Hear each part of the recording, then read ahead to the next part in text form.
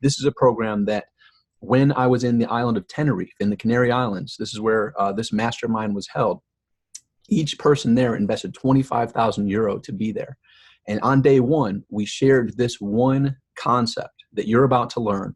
And from this one concept, we asked everyone at the table, if this was all you received, who feels this was worth your investment? Every hand went up and everyone said, we could go home right now. And literally, we've got our money's worth and then more. Now, we did spend a full day. So we did dive in specifically with each one of them to help them gain that clarity. But I'm going to show you how to simply, quickly, and easily know exactly what's yours to do, when it's yours to do, and with blinders, so that you're not caught up in shiny object syndrome, so that you're not distracted by the billion-dollar news media, the billion-dollar apps, and the billion-dollar distractions that are out there. You are now going to have the keys to the castle to give you clarity, to give you focus, to give you a knowing of exactly what's yours to do today, this week, and this month. And when doing so, you will fulfill your wildest dream. So without further ado, let's dive in. So the question is, could this brief business lesson be worth 25,000 euro? Well, this is the first group that we shared this with. That's my pad in the left-hand corner. I backed away to take a picture. And it was right around that day one when their minds were blown. And that's the whole crowd. Everyone said, yes, we could go home now. And unanimously, this alone was worth the 25,000 euro. And obviously, the people at this table, think about this. To invest 25,000 euro, these aren't people that have never heard strategies or different concepts before. These are people that have been plugged in and highly succeeding for years. So when they heard this, it connected the dots at a level that they had not found elsewhere. And we did it again. This was, now that first one that was 25,000 euro included another follow-up process after the event. This was 15,000 euro for the event alone and no follow-up afterwards. And everyone here, once again, said what you're about to learn and what they learned was absolutely worth their investment right away. So that's why I'm so excited for them. But what about you? Well, that's why you're here, and I'm going to do my best to make this super clear for you so that when you leave, you will have the step-by-step process to get you not only knowing and understanding this, hopefully that will happen right away while we're in the training, but doing the small amount of work that it requires to get you that additional clarity. So if you're there watching this right now, which you are, and you're asking yourself, okay, great, good for them. What about me? Have you ever felt a sense of overwhelm? I mean, I'm raising my hand. Yes, I have been overwhelmed. I was just overwhelmed. Tiz and I were just chatting about a project I just did. It was a 5-day live stream. And I was on days 1 through 4, I was there from 8 in the morning until midnight. 16 hours of sitting in front of the screen, one presenter every 2 hours from 8 in the morning up until midnight for the first 4 days. And then on day 5, it was 8 in the morning until 8 in the evening, 12-hour day. That was an easy day for me. That gave me a sense of overwhelm because I was tied to the screen, yet I still had other responsibilities personally and professionally that required some attention from me. And that's just that one experience. In business and in life, it's hard nowadays for anybody not to feel a sense of overwhelm. However, when you grasp this training that I'm going to share with you, the simple steps you're about to learn, you're now going to be able to discern very quickly of what's worth your time, which is your most precious and ever-fleeting asset. And you'll be very clear on, I understand that's important to them.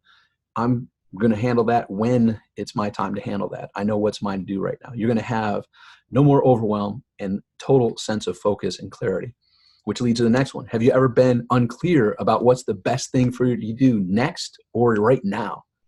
That's a question that I actually help a lot of my $1 million plus clients recognize. Like, okay, great. We just finished that. Now what? What do I do now? Or, hey, we're in this situation. This new surprise came in. I don't really know how to handle it. What do I do? And when we have confusion, not only as marketers do we know that a confused mind takes no action, but we also know as marketers, when we're confused, we also don't take the proper actions. And if we're taking action, we're not sure if it's the right one. This is going to get you super crisp, clear clarity on what is exactly the best thing for you to do right now.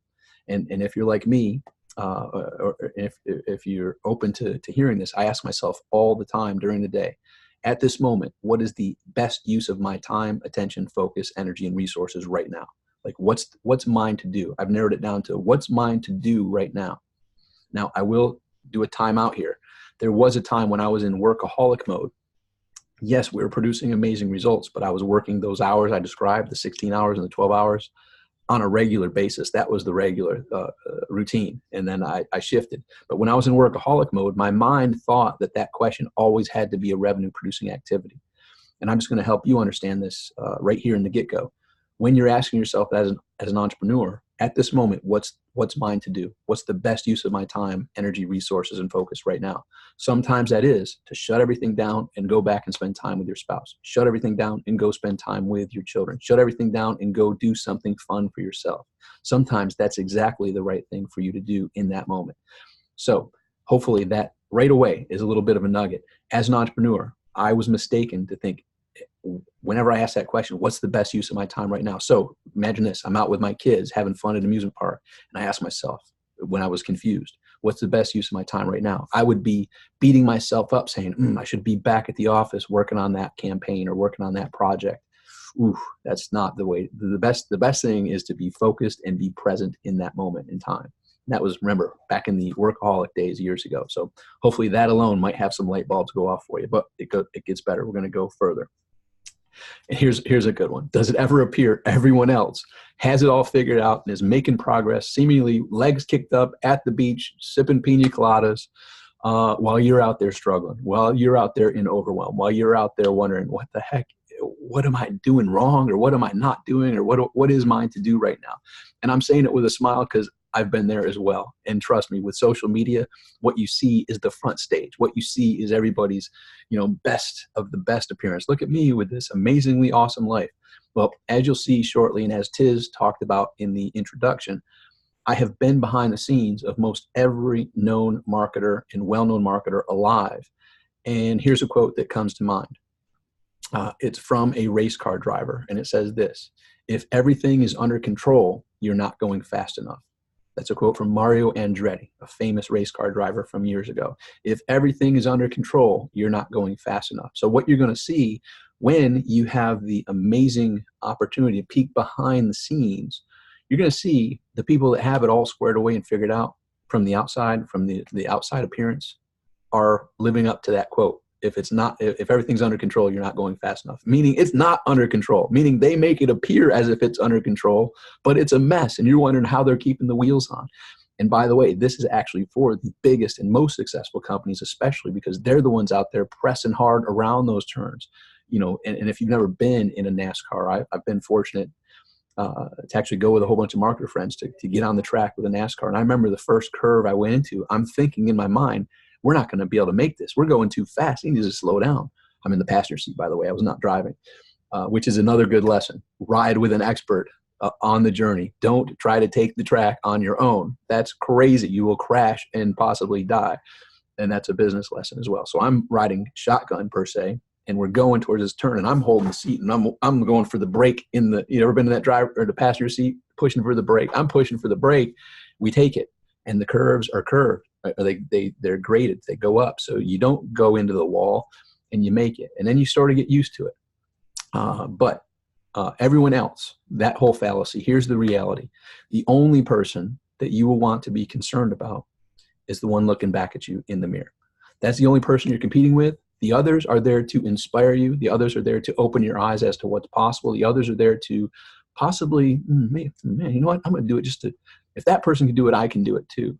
To inspire you so that the only competitor you have, the only person that you're looking to better is the one looking at you in the mirror. My goal is to be a little bit better today than I was yesterday and continually do that.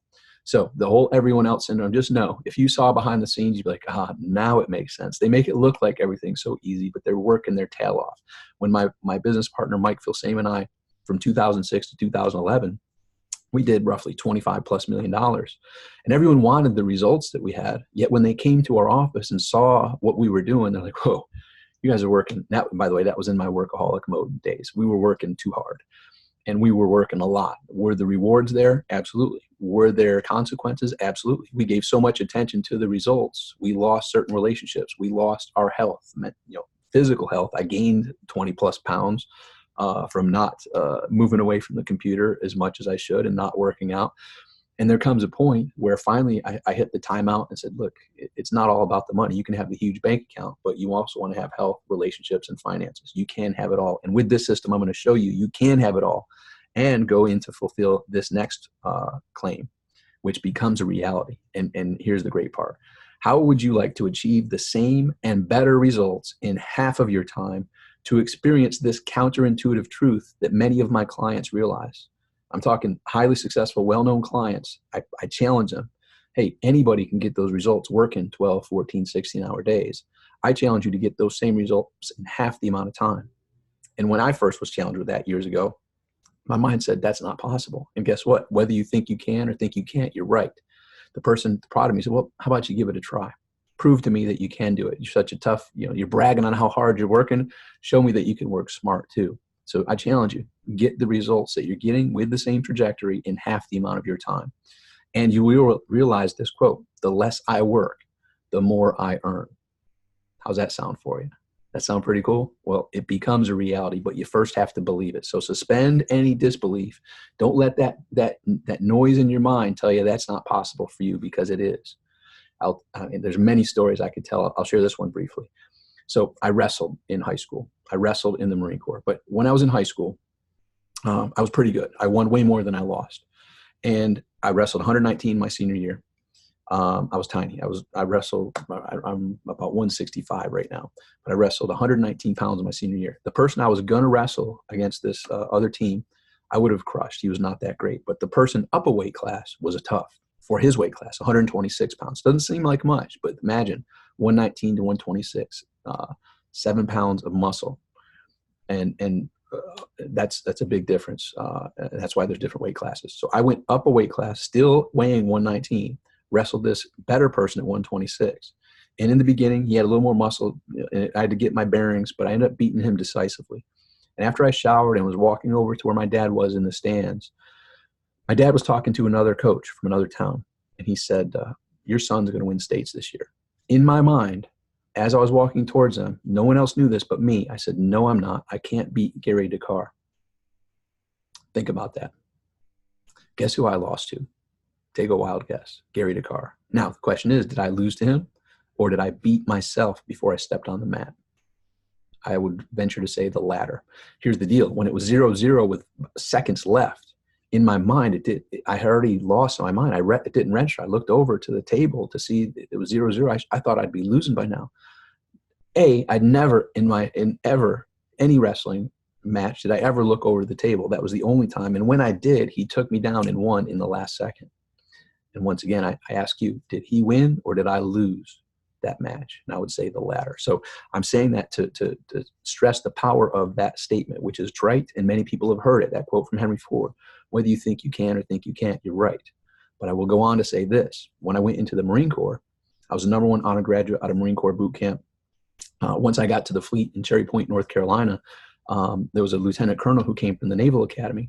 Not lieutenant colonel, a second lieutenant, actually. He just came from the Naval Academy as a second lieutenant, a butter bar, for those who know military. He's a butter bar, but he was ripped, and he wrestled for the Naval Academy. He was a team captain. So we started wrestling around, and we brought some other wrestlers together at Cherry Point.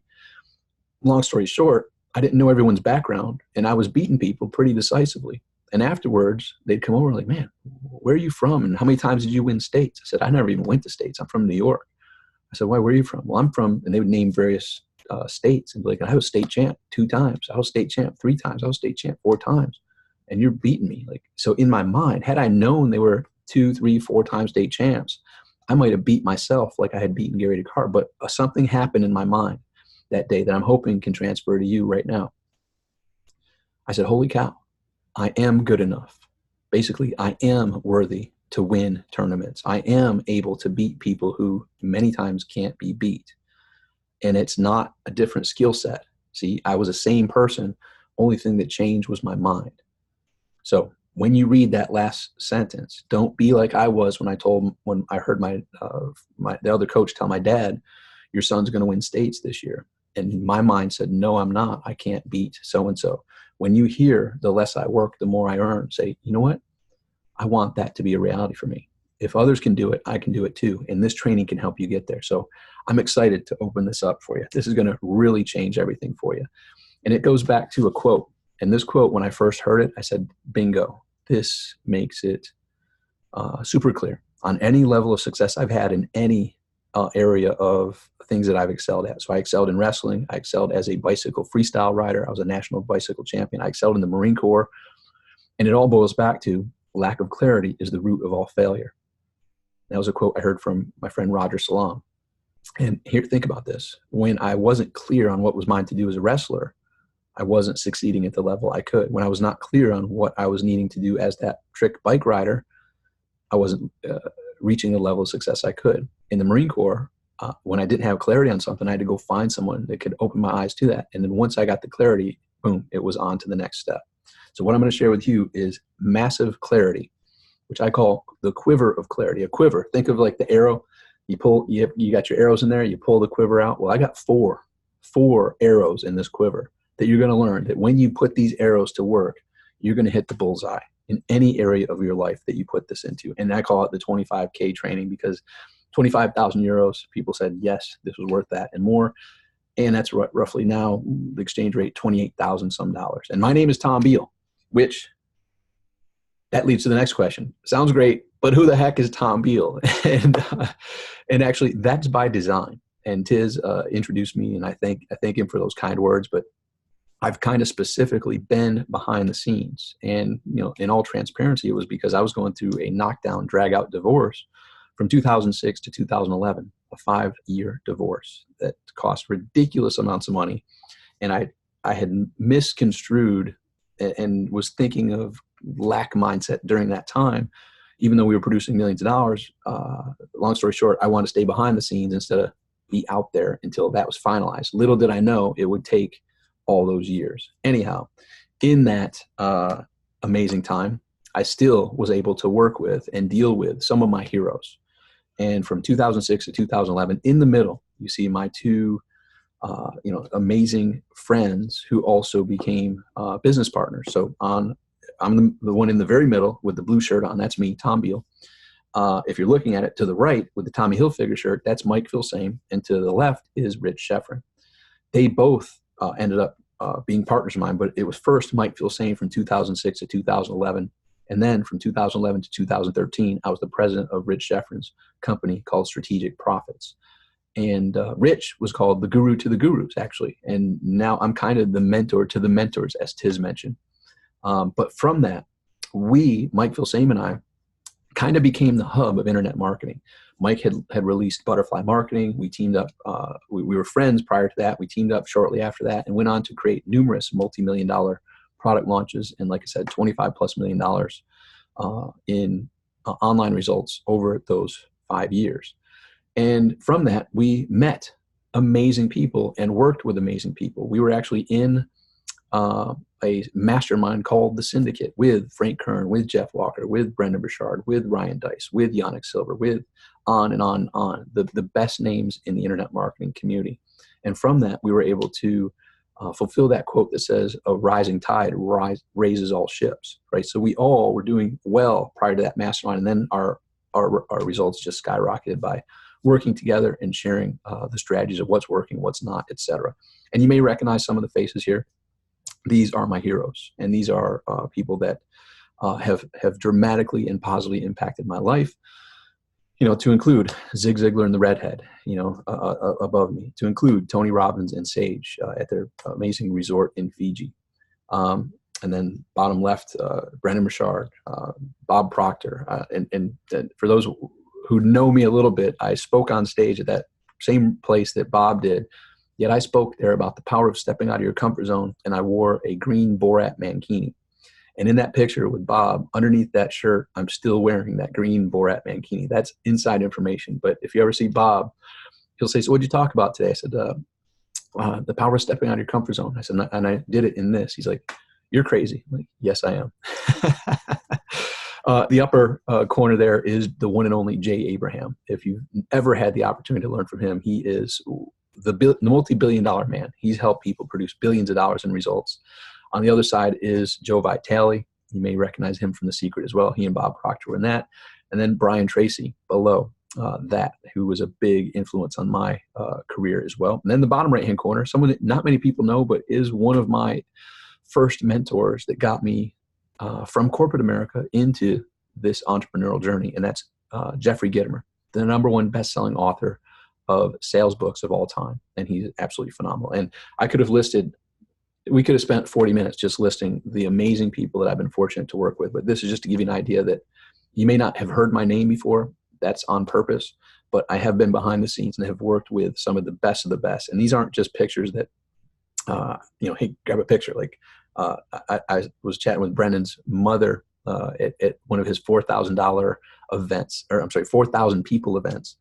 And his mother came to me. He's like, yeah, I was telling Brendan, I was chatting with you. He said, I love Tom Beal. Brendan knows and loves me. Everybody, Joe Vitale, great friend. Zig passed away, unfortunately. But these are people that I've not just taken a picture with. Like that is a picture with me and Jay in Rich Sheffrin's library attached to his office. I was driving Jay around, spending amazing quality time with him. I didn't put Dan Kennedy on there and a whole bunch of others who are amazingly equal. But just want to give you an idea. You're speaking with someone who has produced amazing results and has pretty much stood on the shoulders of giants to get the amazing results. So I want to give credit to each and every one of them and thank just gratitude from the heart that Zig Ziglar's words spoke to me in the early 90s. And Tony Robbins told me that, readers are leaders. And I said, you know what, let me try that. And to my side, I have hundreds and hundreds of books here that aren't just there for looks, that I've read and applied and implemented and shared with others. So that's who I am. Bottom line is, let's cut to it. Let's just get to it.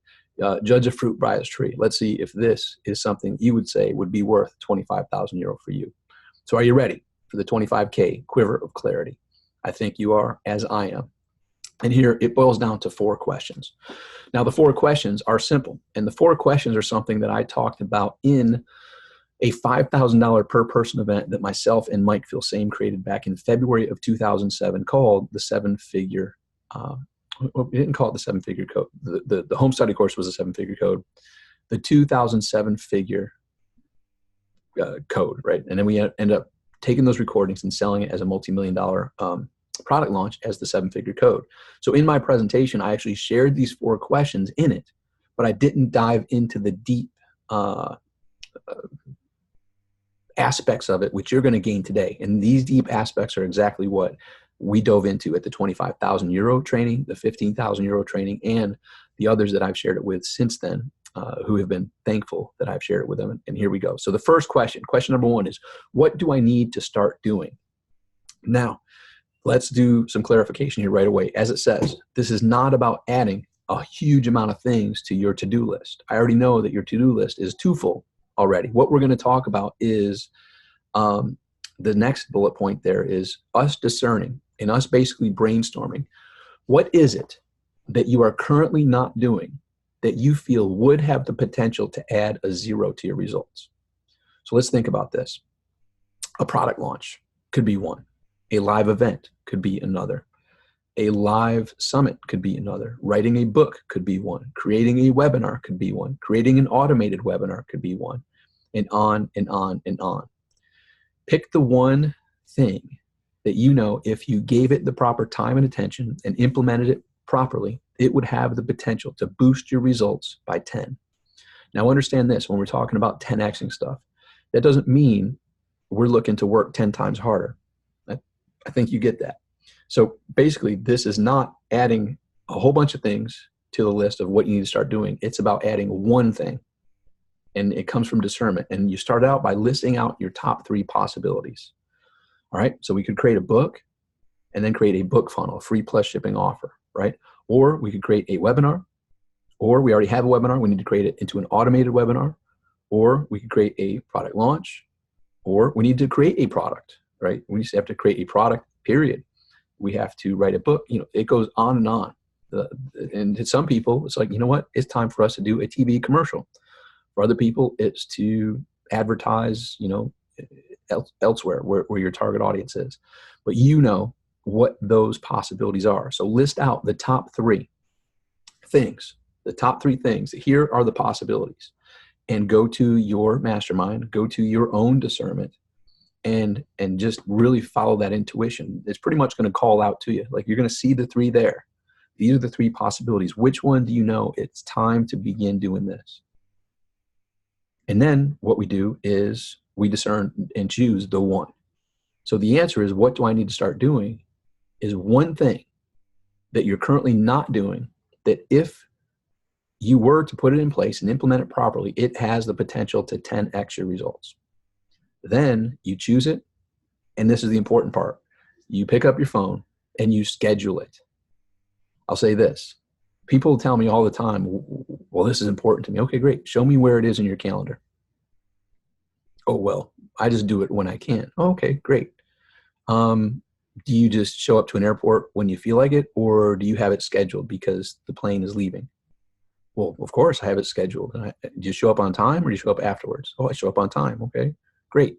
Because that's important to you. Well, this is important. This has a potential to add a 0 to your results. You're doing 100,000. This has a potential to bring you up to 1 million. You're doing 1 million. This has a potential to bring you to 10 million.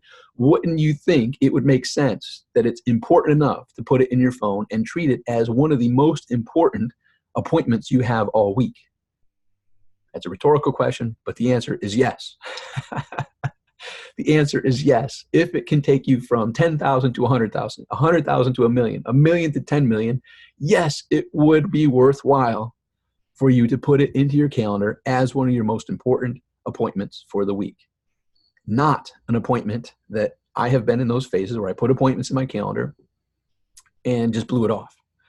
I will say this. I would never put an appointment in with you, with Tiz, or with anyone and blow it off. But back in that time, I would put an appointment with myself and blow it off.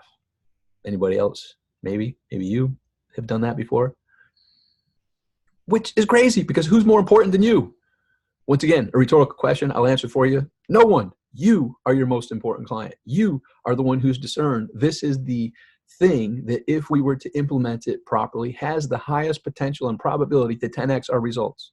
You wouldn't be here if you weren't interested in 10xing your results. Correct? Correct. I'm answering these for you. I know what your answer is. Most cases. So put it in your calendar, not to be an appointment that you'll blow off on yourself. Put it in there with the intention that this is the most important appointment for your week. And it's blocked out. And when someone else wants to meet you at that time, you say, you know what? I'd love to meet you. That's already scheduled. I'm available at this time. Make sense? You got it? So controlling our intention, controlling our focus, and putting time into what we've already discerned has the highest potential and probability to 10x our results. Put it in your calendar on a weekly basis, and this is going to be your discernment, how and when. I would submit that you consider at least 1 hour per week. Well, Tom, my schedule's busy. Yes, I get it. You've already told me this has a potential to 10x your results. What trumps that? And this is all about working smarter, not harder. This is about achieving, and earning more and working less. So schedule it for that hour and give your time and attention to it. Now, here's another question I get. Well, but I don't know how to implement it yet. Great. So when you schedule it, it begins the research. I need to schedule this to figure out what is the proper way to implement this. What's the proper way to go about this? This is an hour that's scheduled of you becoming curious of how this would be something that you would move forward, that you would do in a proper fashion. So for writing a book, so for creating a webinar, so producing a live event, so running an infomercial, whatever that is for you, I don't know how to do it. Great. Don't let that prevent you from becoming curious about it and finding the people who can connect the dots for you to give you that plan. Does that make sense? Because you're stepping into territory that's going to feel uncomfortable.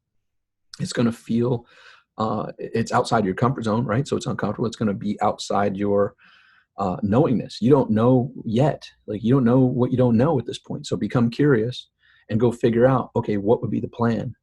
Then once you have it, now you're scheduling it of implementation of that plan. Make sense? So question number 1, what do I need to start doing? The answer is only one thing. Only one. Don't be, I'm a top performer. I'm going to do 3 of those things that can 10x my business. No. Don't chase 2 rabbits. Chase 2 rabbits, you catch none. You're chasing this one rabbit, and he's fast and slippery already. Don't be worried about the next one. You'll get to the next one. Generally, every 12 weeks, this occurs. You go through these four questions. So I'm going to assume this one's pretty self-explanatory, But I don't want you to feel you're an overachiever. I can do 2, I can do 3. No, 1. Trust me, you'll be thankful that you only chose 1. And if you don't know what it is to actually begin, then you're scheduling that time to become curious to figure that out. All right, so we got that. Now, we move on to question number 2. What do I need to do more of? Now, this goes into a brief exercise, which we're going to go into detail. So what you'll need is a pad of paper and a pen. And I'm saying a pad of paper and a pen, not your keyboard in a document, because there's some magic when we write stuff down. So get a pad of paper and a pen. And on that piece of paper, you're going to write down all the business-related activities that you do in any given month. So any given month, what are the activities you do for that business? Write them all down, even the MWAs. What's an MWA? Minimum wage activity. Do I do them? Have you done them? Has everybody do them? Well, yeah. Basically, there's activities we do that are below our pay grade, if that makes sense. Write those down too, all of them. Any given month, what's everything that you do related to your business? Write it all down. And there's a reason for this, because it's going to help you as you're writing it down. You're going to I don't need to write that one down. Yes, write that one down. I don't need to write that. Yes, write that. Write it all down, because it's going to help clarify to you that you, just like everyone else, falls prey to the Pareto principle. 20% of our activities produce 80% of our results, and 80% of our activities produce 20% of our results. So writing this down is going to help you recognize, wow, I'm putting way too much time into way too little activities as far as what my pay grade is, as far as what my captain of the ship role is. Then we move on. Then after you list that all down. So this is where, by the way, I'll stop. This is where we actually stopped and had everybody write everything down. And this took an hour or so, right? This took some helping and some encouraging them and sharing, actually. Oh yeah, I do that too. Like, so some sharing. Oh yeah, I didn't have that on my list too. And that's where there's much more depth behind it. Don't minimize, don't underestimate this small thing that I'm asking of you, to take out that piece of paper and write everything down. And here's what Jim Rohn said. I was fortunate to meet Jim Rohn before he passed away. Jim Rohn was the mentor to Tony Robbins back in the 70s and 80s. And actually, my friend who told me that challenge when I was bragging on how hard I was working as the publisher of the North Carolina Homebook. I have that book over there, but I didn't think in advance to bring it. I was bragging on how hard I was working. He's like, man, that actually saddens me, Tom. He's like, don't you have a new child, like your son? I was like, yeah. He's like, how much time you spending with your son? Oh, hit a dagger to my heart. It's like, not much. Like, yeah, I can imagine. And how long you think that's going to work out? You know, how much time you spending with at that time your new wife? Not much. Yeah. How long is that going to work out? You know, and he hit me in the dagger, and he's like, so here's what I'm going to submit to you. He's like, I challenge you to get the same results in half the amount of time. Anybody can, work in 16, 20 hours a day. You have to be an idiot not to get some results. Show me that you're not an idiot. Show me that you can get those results in half the amount of time. And that comes back to doing this. So writing all this stuff down is going to help you gain clarity on, wow, I'm not putting the proper plan in place, and I'm implementing a lot of stuff that really is not mine to do. But anyhow, then after you get that whole list done and you've completed the whole list, run it by and brainstorm with some friends to help you add to it. Then I'm going to pose this question to you. If you're only allowed to do one thing from that entire list this upcoming month, which is still going to keep the business going and growing, what's that one activity that's yours to do? And that's where it's going to take some discernment. And this is where we had some guidance. We had to help people through, well, they're all three equally important. Well, okay, we got to break that into which one is more important that will keep the business going and growing, right? Because don't get caught up in, the activities that, yeah, I'm doing this activity, but the business is heading for a crash, right? That's not what we're talking about. We want the business to be able to continue to go and grow. What's that one task on the whole list that's yours to do, if that's the only thing you're able to focus on in this upcoming month? Well, the good news is it's not the only thing. You get a second one. So what's the second one? And you get a third one. What's the third one? That takes discernment from you. And maybe a fourth. It's between 3 and 4. 3 and 4 tasks. That's it. That are yours to do. And in essence, what we've just discerned is your most important, your second most important, and your third most important tasks that are yours to do, that can't be automated, that can't be processed, that can't be outsourced. That's yours to do as the captain of the ship. That's yours to do for the role that you have. That's your intellectual property. That's your brain power. That's where the best use of your time is. And Dan Sullivan calls those your unique abilities, right? Your unique abilities. Those are your unique abilities, and that's where you need to stay. And Dan Sullivan actually had someone interview him, and the person interviewing him said, "Hey, if you have a question you'd like to ask Dan, pose it to me. I'll see if I can ask it." So I asked him, I said, if Dan could go back 20 years and talk to himself, what advice would he give him now? And Dan Sullivan's answer to that was, what I would tell myself 20 years ago is, stay in my unique abilities. Get clear on what they are and put a boundary around them and stay there and get everyone else to do everything else. Systems, processes, automation, people. I stay in my unique abilities, which you continually discern and make sure that they haven't changed every 12 weeks, 3 to 6 months. Stay there, put boundaries around it, and focus there and let everyone else do their stuff. Basically, stay in your lane. Don't be, for me, I can't barely draw a stick figure. So to me, to jump over, let me just handle this graphics. What? Like, have you lost your mind? Like, no, stay in your lane, man. This is your lane.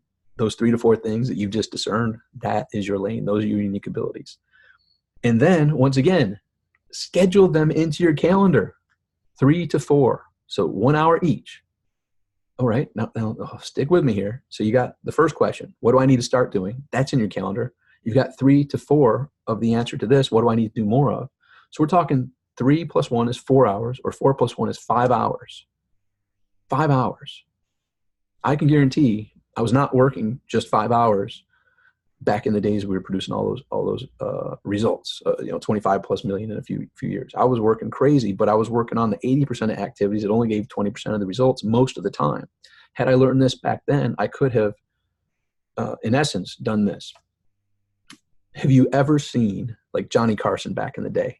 And they had the plate spinners. Remember the plate spinners? They'd have that stick and they'd spin the plate. And that was always an amazement, like, whoa, I want to be a plate spinner. Like, that is cool. Well, guess what? As entrepreneurs, we signed up unbeknownst to us as plate spinners. We're spinning plates, baby, and we're good at them. But we got about 100 plates spinning. And we're like, ooh, man, we're spinning these plates. So what I'm going to share with you, this actually is 2 levels down. When we go to 3 to 4, this is 2 levels down of the 80-20 principle, the Pareto principle. So follow me on this. So we're spinning 100 plates and we're busting our tail, man. We're proud. We're bragging how hard we're working and how much we're spinning. Man, we're spinning. And let's just say, just for easy math purposes, we're making $1 million top revenue by spinning these 100 plates. All right, cool. I got 100 plates spinning and we're doing $1 million, but I am running ragged. I don't know how long I can do it. Oh crap, that one's ready to fall. Okay. What we're doing then is saying, take a step back. Out of the 100 that we're spinning, making $1 million, here's a little secret. You could stop spinning. You could stop spinning 80 of them, and you'll still be at 800,000. What? So picture this. You got 100 plates spinning. Someone's like, come here. You looks like you're spinning, like you're a mad genius at spinning these plates. But here's a little secret. You can let 80 of them fall and only focus on 20, and you'll go from $1 million to 800,000. What do you think about that? What do I think about that? Crash. Here's my 20 that I've now focused on. Now I'm spinning 20 like a champ. I can do it with my toes. It's so simple. It's so easy. But then someone comes over and says, look, you're spinning 20. You're spinning 20 plates. Imagine spinning 4 plates and getting 80% of those results. 4 plates. You went from 100 to 4, and you're still getting 640,000. You went from $1 million that you were spinning 100 plates to 800,000 when you're spinning 20 to 4 plates, and you're earning 640,000. And now you have all this time, energy, and focus to dedicate elsewhere. This is what we're talking about here. This now gives you, now the key is you can also go, when you go to your 4, you still have the other 16 being spun by your team.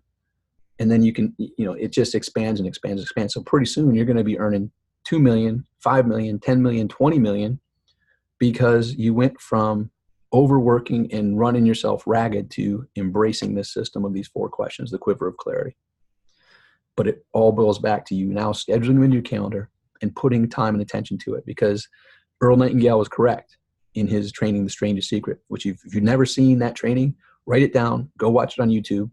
Earl Nightingale, The Strangest Secret. We become what we think about most of the time. Where we give most of our time and energy is what we become. And also what we give attention to grows. So now that we've given attention to that task that we know has the highest potential to 10x our results, and we've narrowed it down to our 3 to 4 most important tasks, we've scheduled them into our calendar. These, ladies and gentlemen, are what's called the big rocks. We've put the big rocks in instead of filling filling it up with sand and little rocks, and then there's no room for the big rocks. We've, by control, by choice, by discernment, put it in so that we're putting the time and attention to what matters. The 4 plates that are producing the 64%. Make sense? Okay. Schedule them in your calendar as if it's with your most important client, because you are your most important client, if you haven't noticed. Congratulations if you just noticed. You are your most important client. Treat yourself properly. Follow through with that appointment on the thing you need to start doing, and these 3 to 4 things you need to do more of. You're going to love this next question. Question number 3. What do I need to do less of? What do I need to do less of? Everything else that's on that list. This is the cool part. That big list that you created of all the things you do in a given month, and you've discerned it down to the top 3 to 4 things. Those are now scheduled into your weekly calendar. The good news is everything else you need to do less of. But Tom, they still need to get done. Yes. Here's the thing. I don't have a magic wand to pass across through the screen here that allows you to just not do them, or your company to not do them, and they just disappear. I'm just going to pretend they don't exist. But what it does give you is the now awareness of what the best use of your time is and what is not the best use of your time. Therefore, you won't let these 80% activities, which only produce 20% of the results, try to steal you from the attention to the 20% of activities which give you 80% of the results. Make sense?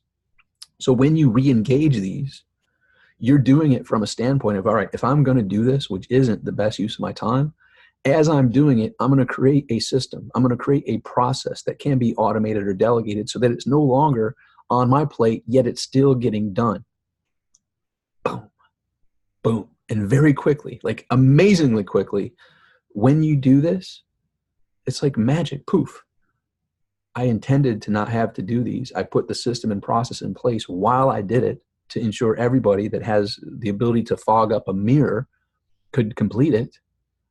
It's still getting done, but it's not getting done by me, therefore freeing up my time. Therefore, allowing me to be more in the creative space versus running around spinning those plates that don't need to be spun. My hope is this is starting to connect some dots for you. We still got more, but this is the important part. So very quickly, almost magically, they're getting done, but not by you. You're now focused. You're now in your lane with your 3 to 4 tasks plus the activity that's going to 10x your results. And like I said earlier, this is the pickle jar. Like, have you ever seen that example of that big pickle jar where you have these larger rocks, you have the smaller rocks, you have the pebbles, you have the sand, and you have the water? Most people are putting those 80% activities in, the small rocks, the pebbles, and the sand. And when it comes time to it, they're like, oh crap, I forgot about this. The time isn't there. The time is not there for the big rocks. Therefore, the 80% of activities that only produce 20% of the results have taken over. And the most important activities, the 20% of the activities that can produce 80% of the results, have been neglected.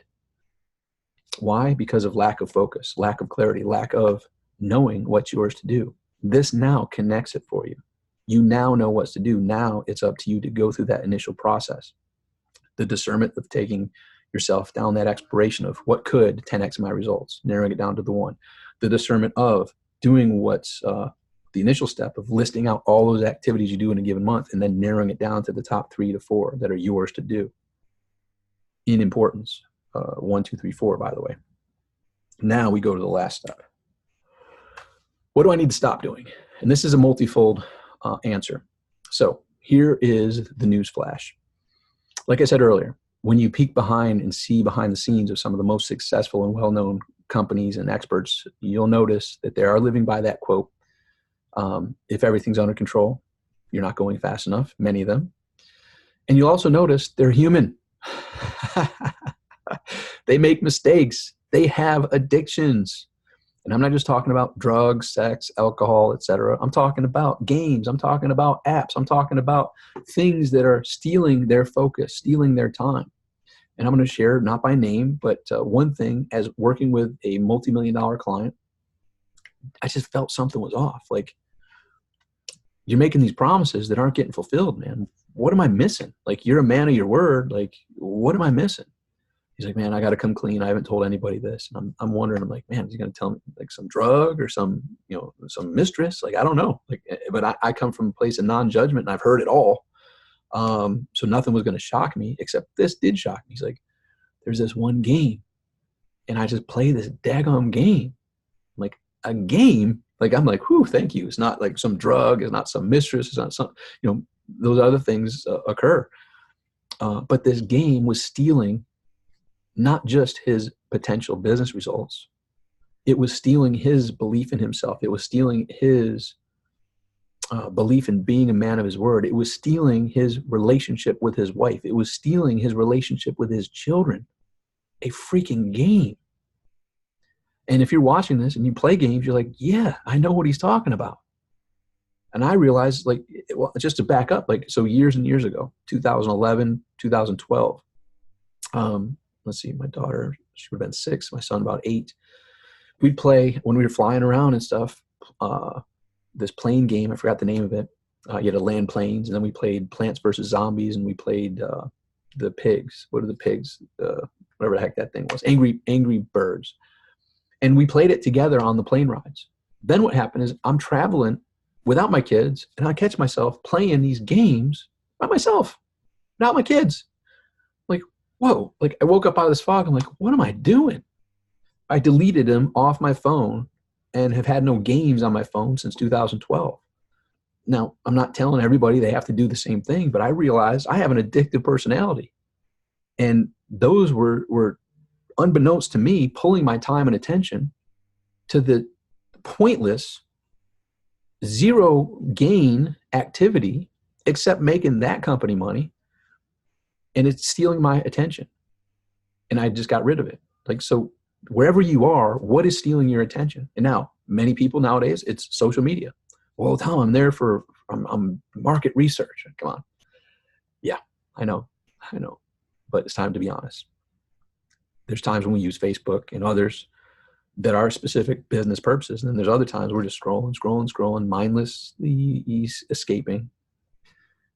It's time to recognize when something has served its purpose, its chapter has closed, and it's time to move on. Now, for me, let's see what I don't know when I'm recording this, but February 28th, 2018, for me, that was alcohol. Now, it's not like I'd be walking around with a bottle in my hand, stumbling around, all the time. First of all, I don't drink liquor like that, but the analogy, like I wasn't a wandering drunk, but I just realized it had served its purpose. Like, dude, I'm old enough now to where it just doesn't give me the joy. It actually gives me a freaking headache, and it makes me feel like crap in the morning, and it makes me feel lack of clarity. I feel like I have to get this cloud gone to get where I want to be. So I'd rather not have that and just start focused and ready to rock as soon as the day begins. And holy cow, I just made the choice, and here we are a year and a few months after, and it hasn't been like, oh man, should I or shouldn't I? No, I just made the choice, and the choice has taken me a whole path. I just stopped doing it. Why? Because I've got bigger dreams that's detracting me from the dream.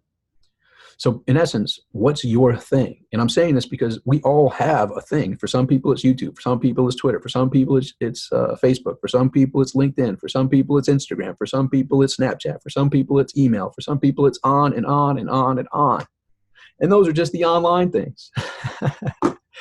We're not even talking about the drugs. We're not even talking about the extra curricular affairs. We're not even talking about all the other possibilities and alcohol, all that stuff.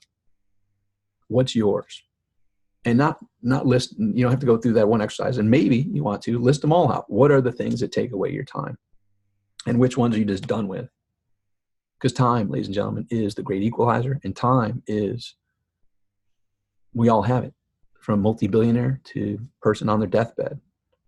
What I would want for you is, and I've been there for both my parents passing. My parents passed at 52 and 56. I was fortunate enough to be there by their sides as they passed. And what I would want for you is to recognize a couple things. And by the way, I also had a near-death experience. I was walking towards the bright white light, and I said, stop. This isn't how it's supposed to end. I know you had more for me to accomplish. Send me back. I woke up after being helicopter lifted from that car crash in the hospital intensive care unit with a respirator breathing for me. I had to learn to walk and talk again. I know this to be true for me, and possibly for you to consider. While I'm here, I'm going to live. And I'm not going to live a second longer or a second shorter than I'm meant to live. Think about that. And while I'm here, I'm going to live, obviously using my discernment, using proper choices, under this manner of belief. I have an S on my chest. I'm freaking Superman, and I'm immune to death until I'm not. Go for it. However, live while you have the opportunity to. Because I will say this, regardless of how long we live, we all have that last day. And like I said, I was there for both my parents' last day. I was there for both their last breath. And my wish for you is, on that last day, on that last breath, you don't have the regrets of not living. You don't have the regrets. So I wish I wouldn't have spent so much time here. I wish I wouldn't have wasted this here. I wish I wouldn't have. I want you to have experiences that you high five the people around you with a smile. And like, man, we went for it. We freaking did what was ours to do. We had a blast in the process. That's what I want for you. So take a look at all those things that are sucking your most precious asset and ever fleeting asset of time, and which ones have served their purpose but are no longer serving you. Those are the answers to what do I need to stop doing. Part A. Part B is, you didn't think you'd get some life lessons in here too. Well, here we go. Hopefully that's helpful. Here we go. In business, there's also certain things that you may have noticed when you wrote that whole list of things you do in a given month, that as you're writing, you're like, why am I still doing that? Well, that's just because you've always been doing it. And you look back and you're like, that ended like a year ago. Like, there's no need for this, yet I'm still doing it. Why? Because I've always done it. Those are the other things you need to just stop doing. Things that just don't serve a purpose. And then, like we talked about, anything else that's not leading you towards your goals.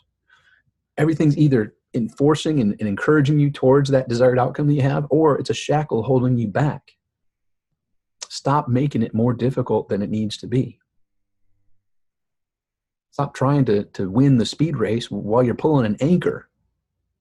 Cut that crap off. I mean, and that's kind of like, in retrospect, a lot of the things that I've cut off in the past, just like, I don't even know I got so much joy out of it, but holy cow, now I'm off to the races. I've been dragging this freaking anchor around with me. Now the anchor's gone. I'm running like I'm now spinning the 4 plates when I was used to spinning 100 plates. It's not as hard. Stop overcomplicating it. So that's the fourth one. So you have a choice, the easy way or the hard way. I would hope that you see this is the easy way. It's not that complicated. You can use this quiver of clarity in all areas of your life. Obviously, we're focusing here on business, growth, and returns, profits, and results. But you can use it for your health. What do I'm here in health, and I want to get here in my health. What do I need to start doing? What has the potential to 10x my results? Well, if you're not moving, move. Like, go do something, whatever that something is. If you like bike riding, go bike riding. If you like swimming, go swimming. If you like yoga, do yoga. If you like kickboxing, do kickboxing. Whatever it is that you like, go do that. Do not try to go do something that, it could 10x my results, but you hate it. If you hate swimming, don't put swimming down on the regimen. And hopefully you realize that's for the health thing, but it also applies to business. If you're looking at the things that 10x your results and you hate this one thing, unless you have someone that's going to run with it with passion, don't choose that one. Just like you wouldn't want to get healthy. Man, I hate bike riding. All right, but I want to get healthy. I'm going to go bike riding. No, no. Stay in something that get you fired up with, at least. For your relationships, regardless, whatever it is. Here's where I'm in a relationship. Here's where I want to go. What do I need to start doing? Do more of, do less of, and stop doing. These things apply in every area of our life. And now that you have the quiver of clarity, you'll think about this. It literally is, here's where I am, here's where I want to go. Okay, what do I need to start doing? What do I need to do more of? What do I need to do less of? And what do I need to stop doing altogether? And going through the process that we just went through, it's not just the surface question. There's questions behind the question. Okay, what has the potential to 10x my results? What are the top three? Of those top three, which one's calling out to me? Okay, great. What have I been doing? List out everything I have been doing related to this. Okay, which ones do I need to do more of? Which ones are the 20%, and actually the 20% of the 20%, right? That get me the 80%, which is 20% of that is the 64%. What's the 3 to 4 things I need to do more of? What's the things I need to do less of? They're just the 80% of things that only get 20% of the results. And what do I need to stop doing? That chapter has ended. It's not worth it anymore. And when you harness the power of the great equalizers of your time and where you choose to invest it via your attention, the life that you are living is now going to become a life by design, not a life by default. And that's what Tiz wants for you. That's what I want for you. And that's all up to you to embrace these quiver of clarity and recognize what you give your attention to grows.